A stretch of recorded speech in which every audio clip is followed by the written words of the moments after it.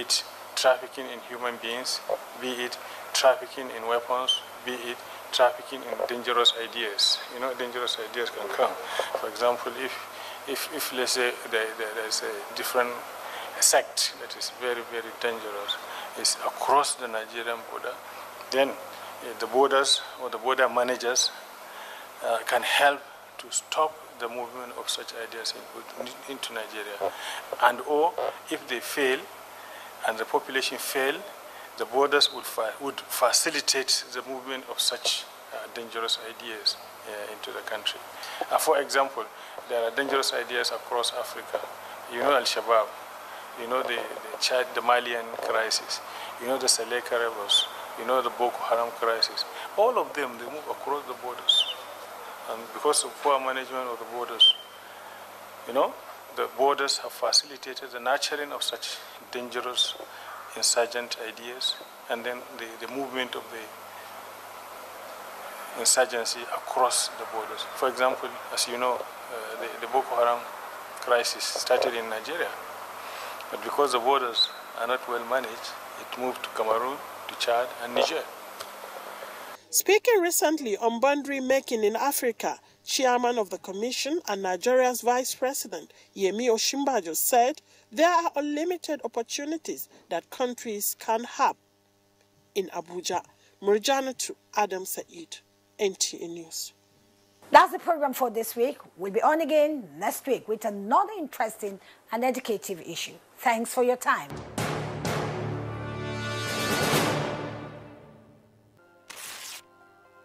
My name is Hajia Halita Aliu, a Untitled pensioner, having served very meritoriously and even serving on the Pension Reform Steering Committee. I ended up without a pension. The National Council on Privatization, under the chairmanship of Vice President Atiku Abubakar at that time, decided to pay us 3 years pension on a take it or leave it basis. Over 16,000 Untitled MTEL pensioners have struggled to get their pensions restored. Unfortunately, all attempts with successive administrations, did not yield any dividends. The quality of our lives, has been severely impacted, by the stoppage of our pension.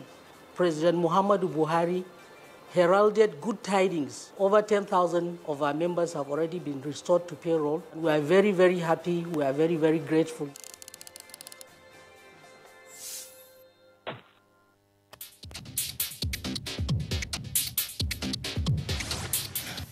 Our menu for today is spicy mango fish and bean salad. First, we'll start with the spicy mango fish. And our ingredients for this are tilapia fish, sliced onions, blended peppers, mango juice, olive oil for deep frying, bouillon cubes, lemons, salt, and curry leaves for garnishing. First, we'll start by making slits on our fish. Cut deep to the bone on both sides. Next, we cut some lemons.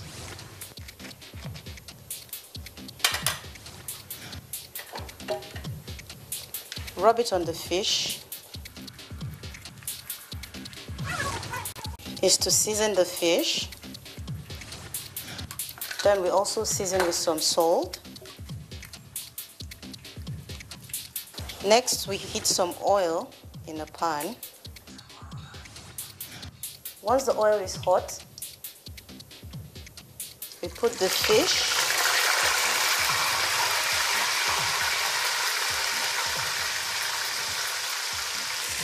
Take it out from the pan and set aside.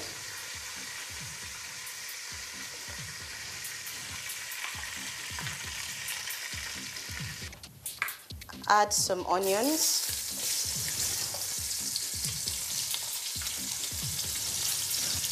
Then add the blended peppers.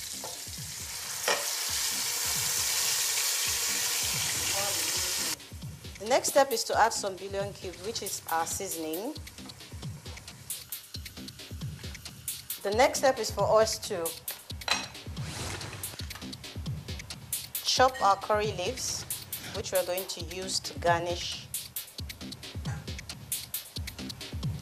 or spicy mango fish.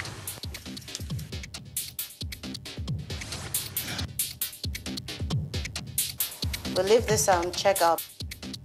Okay. This is cooked. We take our fish and add it back into the pot again.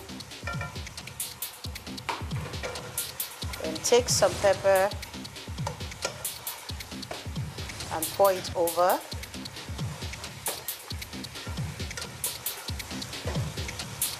Lower the heat. Then add the mango juice.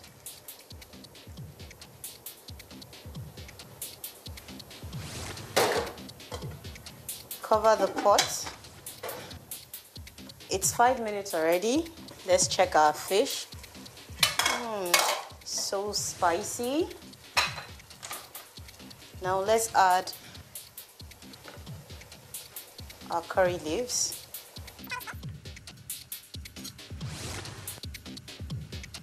Put off the heat and voila, we're good to go. The next stage now is our bean salad. And our ingredients for this are white cooked beans, cooked red kidney beans, sweet corn, diced onions, diced red bell pepper, diced green pepper. And for our dressing, we have lemon juice, olive oil, and salt. First, we start by adding the white cooked beans.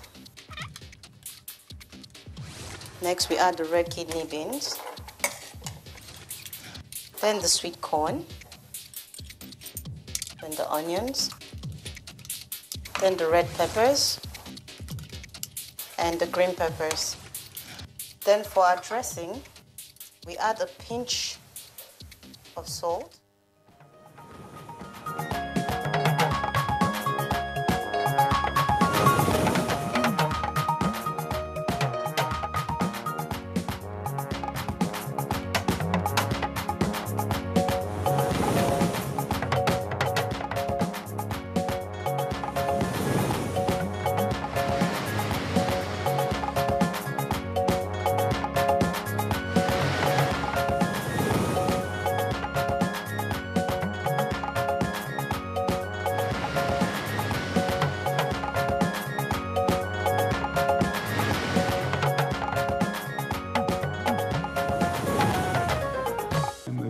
Through you to Labour to please withdraw their threat. Encourage this administration to run this country properly. President Muhammadu Buhari makes passionate appeal to organized labor to withdraw its threats for industrial action.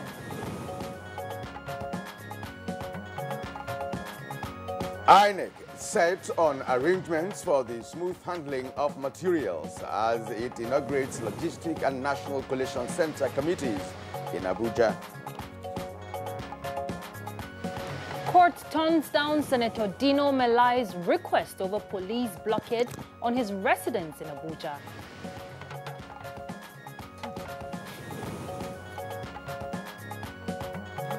And on Good Morning Nigeria this Friday, our focus is on 2019 campaign documents of the Yes and National Conscience parties. Penultimate month, we started our series of discussion on the 2019 campaign documents of various political parties participating in the forthcoming general elections. Yes, indeed, Ruth. We started with the ruling APC's next level document to main opposition PDP's Let's Get Nigeria Working Again. The SDP's Getting the Basics Right document followed with their core messages.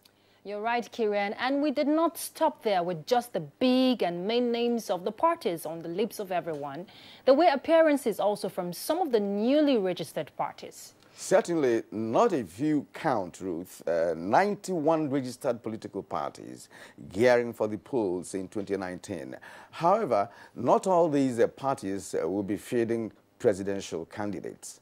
Well, from the multiplicity of options, today's edition of GMN is having the presidential candidate of a newly registered party, Yes Electorate Solidarity, a candidate from the diaspora, plus the presidential candidate of the National Conscience Party, a name clearly not certainly new to Nigeria's political handbook. All right, now the questions to ask will be, just how in tune are these parties with the critical issues confronting the nation? Or better still, how vibrant and articulate are they with their visions for the people they seek to represent and serve? Now, these are pertinent questions to ask the political gladiators as they brace up for 2019 elections, which is just around the corner. The ring is gradually getting set for all the actors to test their political might, talking about what outlook would shape the political landscape in 2019. And it is on that note that we welcome you to Good Morning Nigeria, reaching you live on Africa's largest TV network, the NTA. I am Ruth Aguele.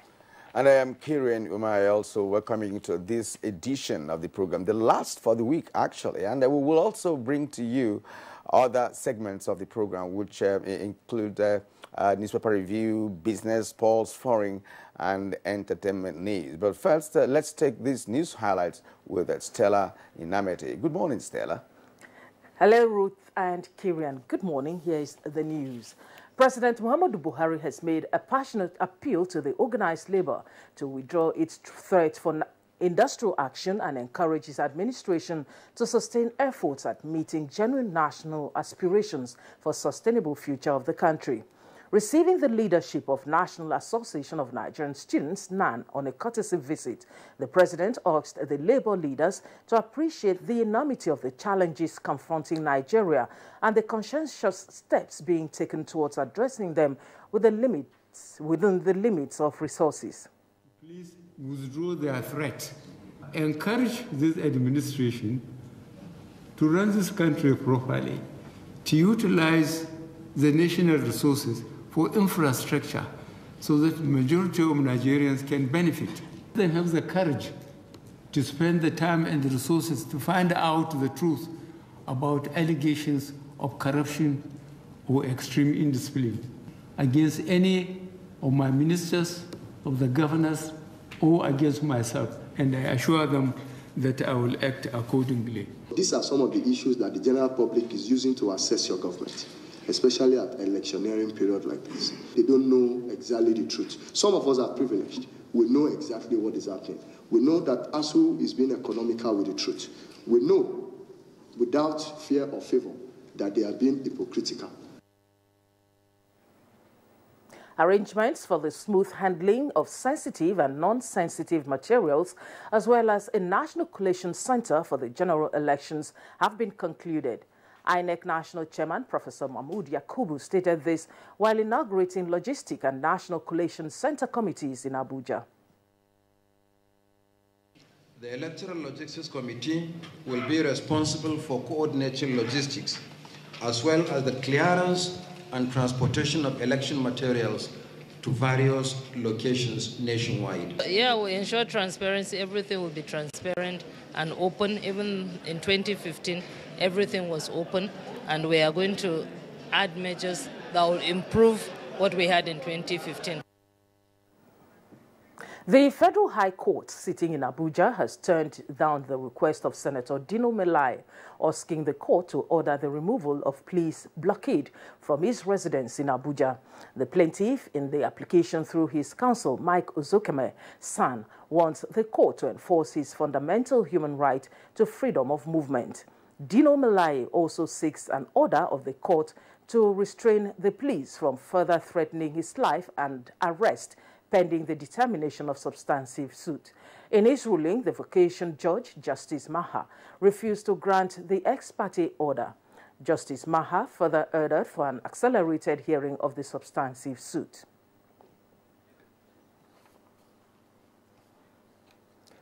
Lai Mohammed has inspected Buhari Osinbajo Project 2019 Secretariat ahead of the formal opening of the Buhari Osinbajo 2019 project in Kwara State. Information and Culture Minister Lai Mohammed inspected the level of readiness for the event in Ilorin, the Kwara State capital. The office is located in the heart of Ilorin to coordinate the Buhari-Osinbajo project in Kwara State. What I've seen this morning, what I've heard, I think the level of confidence has gone even a notch higher, because what we are doing here is setting up a headquarters. Go back to what happened in the last local government election, and you see that the people of Kwara Central are ripe for change. So we have actually no fears. We have no problem about any particular part of Kwara State. When evolution comes, it comes to all the people, and what the people in Kwara State are saying is, "Otoge, enough is enough." A fire whose cause is yet to be known has burnt a residential one-story building at 19 Veteran Street, Metama, Abuja. A timely response of the combined effort of the FCT and Federal Fire Service prevented the fire from further escalation. We call for backup from our control room. As you can see, even the Federal Fire, we are there together, we are fighting fire together with them. The fire was serious. Had it been that Maitama have a fire station, it will have become easier. We received a call from the station that there's a fire at Vermont Crescent, and we came here. And so far, my firemen, we came here and we curtailed the fire. Well, it's fire at the upper floor, and well, it was a large fire, but we were able to curtail and salvage a lot of things from the building. The Nigeria police has debunked the reports of a video on social media on circulation that 2,000 police personnel deployed to the northeast to complement the military in the fight against insurgency dropped their weapons in protest. A statement by the force public relations officer, acting DCP Jimoh Moshood, says the video is doctored to mislead the public and cause disaffection. He said the personnel have all successfully completed their training and have been deployed more than a week ago to the front line along with the military. Citizens have been enjoined by the force to discountenance the video as untrue, mischievous and fake news. And that's the news for now. Good Morning Nigeria continues with Ruth and Kieran after this break. Unemployment, notably youth unemployment, features strongly in our party's manifesto. We intend to attack the problem promptly through revival of agriculture.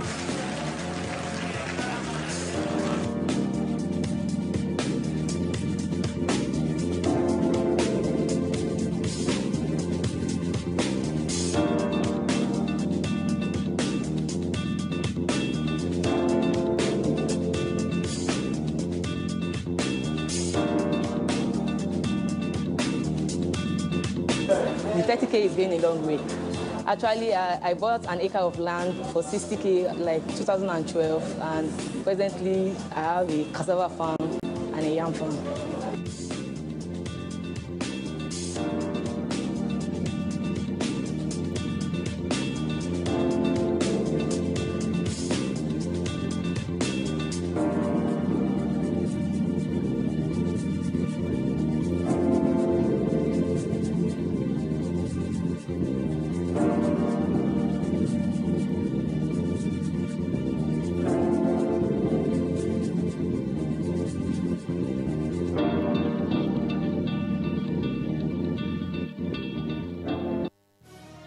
Reorganized, trained, and fully equipped, we are the new improved Nigeria Police Force. We fight crime, we bust syndicates. Whatever the crime, wherever the hideout, the Nigeria Police Force will get you busted. Stop kidnapping, armed robbery, murder, pipeline vandalism, and other criminal activities. Be productive. Be security conscious. Join the police force to secure your life and property. This message is from the Nigeria Police Force, Force Public Relations Department.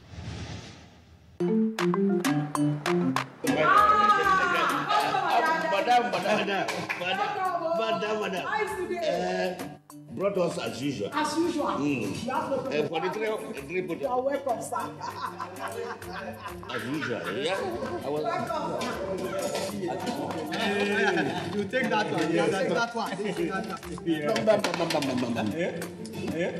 You don't understand? We want Nigerian homegrown rice. Finish. You don't have? You don't have? Join the rice revolution today. No other rice that tastes like Nigerian rice. Are you sorry? That's the Nigerian rice we are talking about. Chocolate made in Nigerian rice. Healthy food.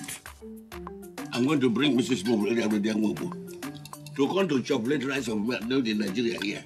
And see how it are made. Correct. And how they are cook it. Correct. Homegrown rice are good for your health. It boosts our economy and give employment to our people. This message is brought to you by the Federal Ministry of Information and Culture. It is that time of the year when we appreciate all those that mean so much to us. All sponsors, our clients, government at all levels, corporate bodies, advertisers, religious bodies, civil society groups, political parties, business, and above all, you, our esteemed viewers. Together we made 2018 great. Together we shall make 2019 even greater. And that is why we say thank you. Merry Christmas and a prosperous New Year.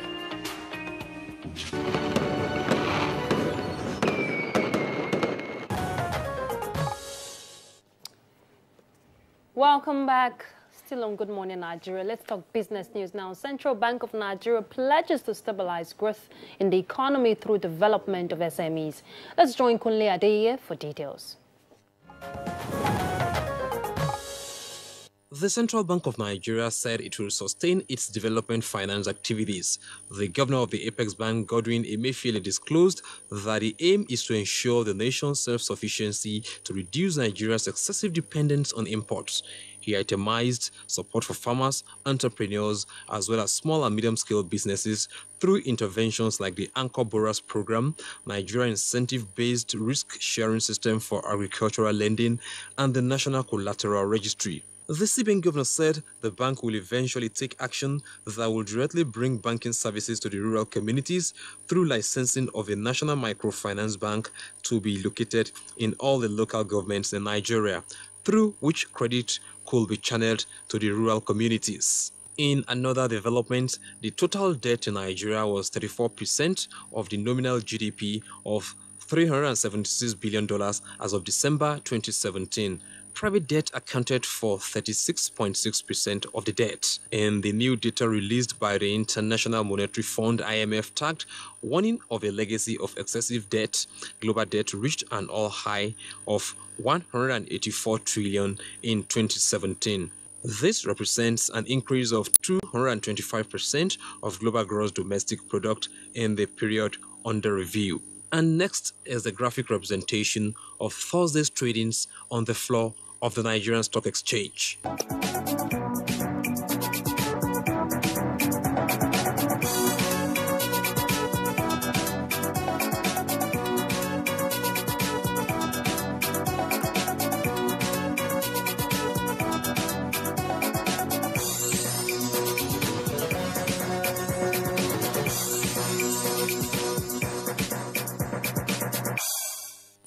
With business news, I'm Kunle Adeye.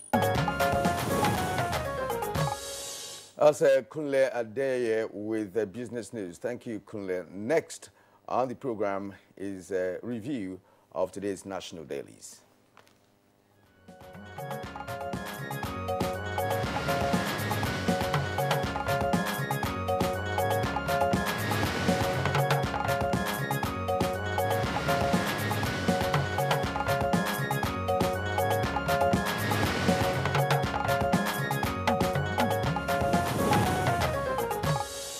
Thank you for staying with us, and our newspaper reviewer, Bayo Atoyebi, is already here. Good morning, Bayo. Good to see you. Thank you, Ruth. Good morning. Good morning. Welcome, Bayo. Thank you. Good morning, Nigeria.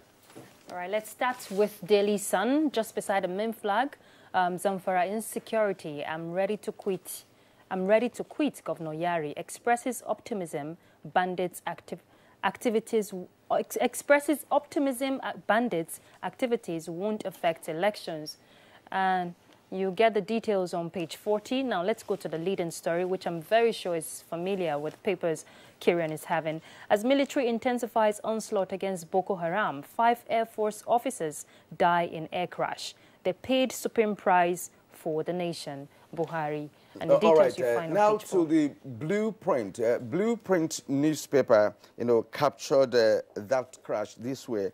How military lost 5 troops in NAV helicopter crash, says the locals. And with the rider, Buhari Buratai condole with CS and urge courage. Let's hear from Bayo on this incident. Yes, indeed. Our hearts must go out to the families of 5 of our compatriots who paid the supreme sacrifice while laying their life fighting the insurgency in the northeast. The dead include a pilot and co-pilot and 3 other technical personnel who were providing support for troops as they were fighting the insurgents, and the helicopter unfortunately crashed. The president has paid respect to the family, and I think we all as a nation owe them that respite, because they laid down their life for our own collective safety. It's quite sad, Bayo, really sad. Well, let's continue to pray for our troops as they battle insurgency.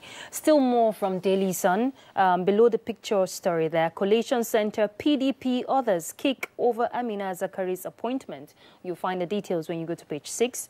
I'll be watchman during elections, Obasanjo. Details on page 39 and 6. And it has a rider here. Atiku insists on card readers. And then another sad note, ex-Kanu Millard, that's former military governor, Air Vice Marshal Abdullahi, dies at 74. You find the details on page 40. I won't disappoint Nigerians, pledges Buhari. The details you find on page 7. Kieran? All right, let's return to the Blueprint newspaper. And beside the nameplate of the Blueprint newspaper, Ruth also read this story. I am ready to quit as Zamfara governor over insecurity, says Yari. It's on page 16. Below that, we have stop distracting my government. Buhari warns labor unions. And that can be read on page 7. Then Chinese killing Kano textiles market, says traders. You get that on page 8. And now we've read this story. Let's go to the stories just below the lead story here. Federal government budgets 16.5 billion naira for local contractors' development plans. It has 3 riders to that. 45 billion allocated to Northeast, 10 billion contingency, 100 billion voted for zonal intervention. It's reckless, says a CSO.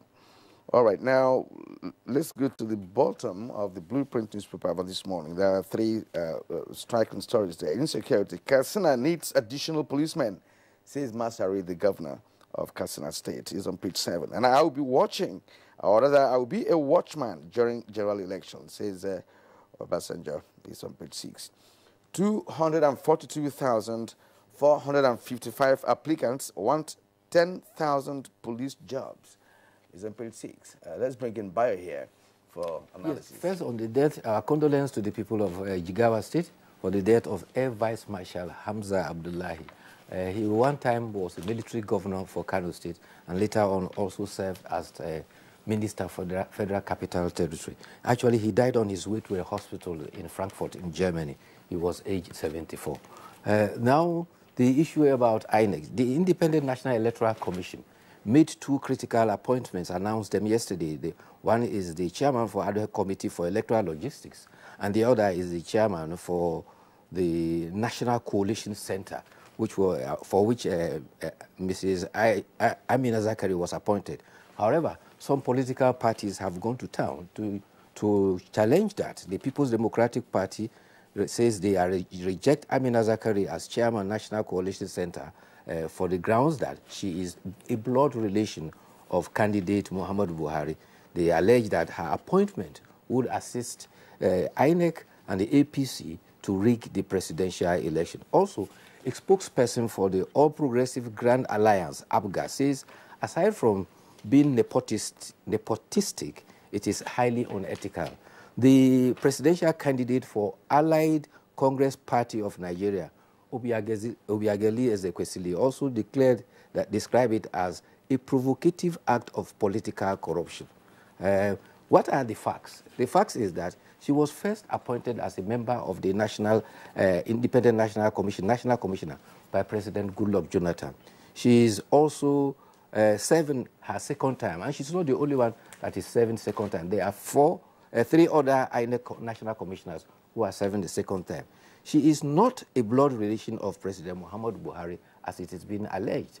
Actually, her mother is from Daura, but the mother is not a sister to President Muhammadu Buhari. In fact, that lie was first raised by a prominent politician from Kano, and since the facts came forward, the politician has since recanted that it was not a fact. But the important thing is that doubts have been created in the minds of Nigerians. And since 2015, INEC has conducted nearly 200 elections. And so far, none of the elections conducted by INEC has been ordered for a rerun by any court of law, which shows that the level of credibility has actually improved. Yes. But when an officer's integrity has been impeached, we have to pay respect to the public officer who is doing her best.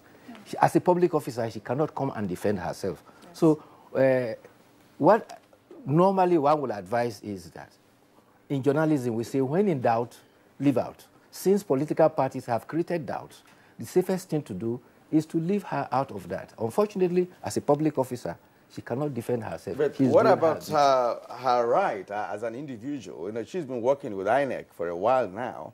She didn't just start working with INEC. I agree and with you. For the fact that she's from Daura, perhaps some reasonable Nigerians could say, look, it doesn't really matter. And the point is that we dwell so much on rumors and such speculations that are unverifiable. That is just a major problem with this now. For the fact that she's from Daura, she's now a blood relation, you know, to the president. So it's one of the problems that we have in our political landscape. Rumor peddling, believing in what is not real. And when it becomes viral, in fact, the believability level, you know, is high.